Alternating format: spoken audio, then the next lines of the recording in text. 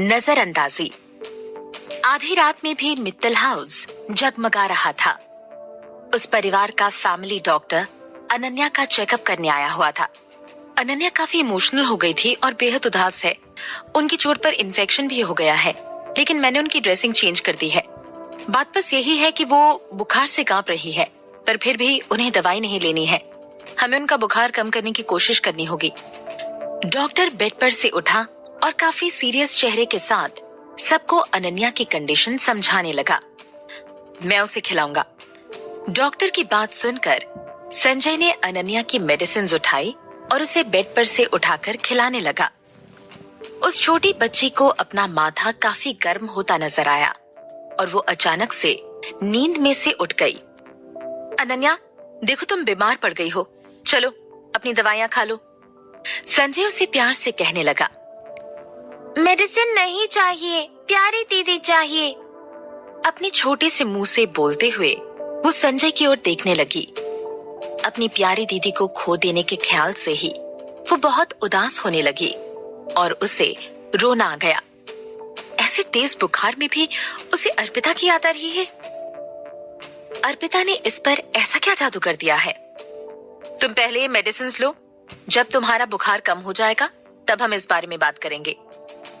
संजय ने उसके मासूम चेहरे को देखते हुए, जो कि पल पल आंसू बहाए जा रहा था, उसे समझाते हुए कहा।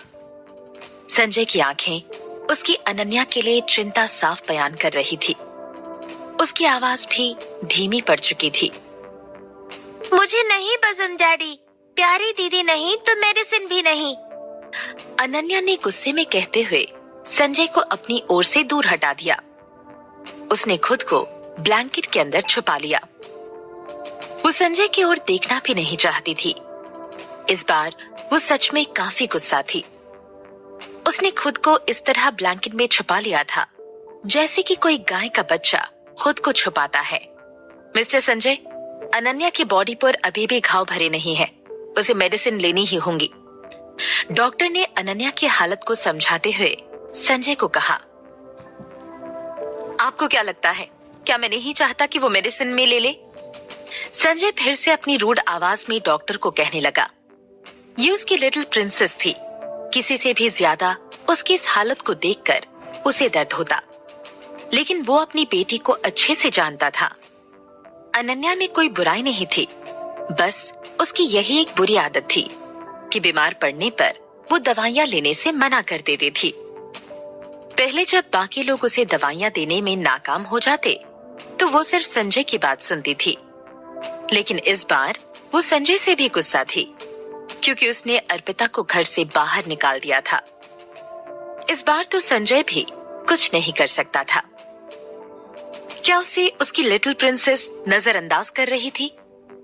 उसे आखिरकार नजरअंदाज किया जाना समझ में आ रहा था। मिस्टर संजय, क्या मैं कोशिश करके देखूं? साक्षी दरवाजे के पास खड़े सब कुछ देख रही थी।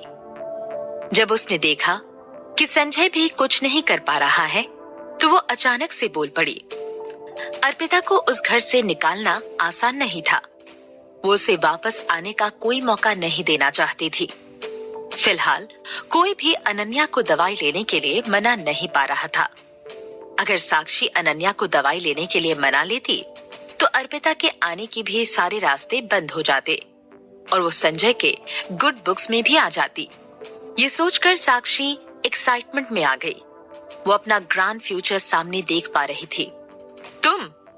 संजय ने उसकी आवाज सुनी और फिर उसे याद आया कि वो भी वहां पर मौजूद है। उसे साक्षी की ओर अजीब तरीके से देखा। संजय की बात सुनकर साक्षी ने तुरंत अपना सिर हिलाते हुए कहा, मैंने पहले कई सारे बच्चों की देखभाल की है और मैं उन्हें मनाने के कई रास्ते जानती हूँ। शायद मैं अनन्या को दवाई लेने के लिए मना लूंगी। मिस्टर संजय, हम साक्षी को एक मौका तो दे सकते हैं। अनन्या का जल्द से जल्द मेडिसिन लेना बहुत इम्पोर्टेंट है, डॉक्टर ने उसे याद दिलाते हुए कहा। संजय साक्षी की ओर अपनी गहरी आंखों से देखने लगा। उसके दिमाग में क्या चल रहा है ये पढ़ पाना नामुमकिन था। ना उसने हाँ की, ना ही ना कहा। उसकी एक चुप्पी को हाँ समझते हुए साक्षी आगे बढ़ गई ताकि वो खुद को संजय के आगे प्रूव कर पाए कि वो काफी अच्छी नर्स है। और उसे अर्पिता को निकाल देने का पछतावा ना हो। अनन्या, मैं साक्षी दीदी हूँ, हम मिले थे। चाहे तो सिर्फ अर्पिता। साक्षी ने ये जब अनन्या से कहा, उसने देखा कि अनन्या अपना चेहरा ब्लैंकेट से बाहर नहीं निकाल रही थी। उसका चेहरा बुखार से लाल दिखाई पड़ रहा था। वो साक्षी की ओर देखने लगी। ये देखकर सब शॉक रह गए थे। साक्षी को भी लगने लगा कि वो अनन्या को मनाने में कामयाब हो चुकी है। अगले ही पल वो अपने छोटे होठों के साथ कुछ कहने लगी। अनन्या रोने लग गई थी। उसे रोता हुआ देखकर कमरे में मौजूद सारे लोग परेशान हो गए। साक्षी अनन्या से कुछ कह पाती, इसके पहले ही अनन्या रोते हुए संजय के पास चली गई। वो किसी बहुत दुखी बच्चे की तरह संजय को लिपटकर जोरों जोरों से रोने लगी। ये बहुत स्कैरी है, मुझे ये नहीं चाहिए, मुझे सिर्फ प्यारी दीदी चाहिए, मैं प्यारी दीदी के बिना मर जाऊंगी। नॉनसेंस।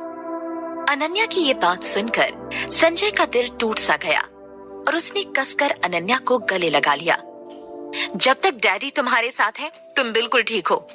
मैं प्यारी दीदी के बिना रोते हुए मर जाऊंगी। अनन्या अपने छोटे छोटे हाथों से अपनी आंखों से आते हुए आंसुओं को पोंछने लगी। कुछ देर चुप होने के बाद अनन्या के आंखों से वापस आंसू बहने लगे।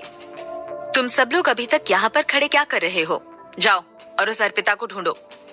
बॉस, इसका मतलब आप अर्पिता को वापस घर में आने देंगे और अनन्या का ख्याल रखने देंगे? नौकर ने हैरान होकर संजय से पूछा। संजय ने उसे घूरते हुए कहा, अब और रास्ता ही क्या बचा है? तो क्या वो अपनी लिटिल प्रिंसेस को दर्द में यूं ही मरने देता? जी, मैं उसे जल्दी ही फोन करके वापस बुलाता हूँ। नौकर ने जैसे ही संजय की बात सुनी, वो मुड़कर जल्दी में हॉल की तरफ भागा और अर्पिता को फोन करने लगा। कमरे का माहौल नौकर के जाने के बाद शांत दिखाई पड़ रहा था। ये पता चलने पर कि अर्पिता वापस आ रही है, अनन्या ने रोना बंद किया। वो अचानक से चुप हो गई है। उसके चेहरे पर आंसू के निशान अभी भी थे। वो संजय की गोद में जा बैठी और कहने लगी, गुड डैडी। संजय अपनी प्यारी बच्ची की तरफ देखने लगा, जिसका मूड अभी अभी तूफान से बदलकर किसी अच्छे दिन में तब्दील हो गया हो। वो आगे बढ़ा और उसने अनन्या को गले से लगा लिया। पहले मेडिसिन लो तुम। नहीं, मैं चाहती हूँ कि अर्पिता दीदी ही मुझे मेडिसिन खिलाए।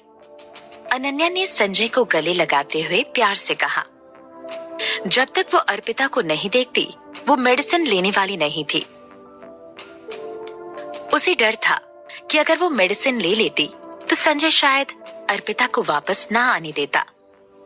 संजय को थोड़ा अच्छा महसूस हुआ और वो अनन्या की ओर देखने लगा। नौकर से बात करो, अर्पिता को जल्द से जल्द यहाँ पर आने को कहो। एक सिंगल अपार्टमेंट में अर्पिता का गुस्सा अब नींद में तब्दील हो चुका था। वो अपने कमरे में जाकर बेड पर सो गई। खैर, वो सो तो नहीं पा रही थी, सिर्फ करवटें लिए जा रही थी। उसे समझ नहीं आ रहा था कि वो सच में गुस्सा है या उसे अनन्या की फिक्र हो रही है। आधी रात के बाद उसे नींद आने लगी। Ding dong, ding dong, ding dong, ding dong. Doorbell बार बार बजने लगी।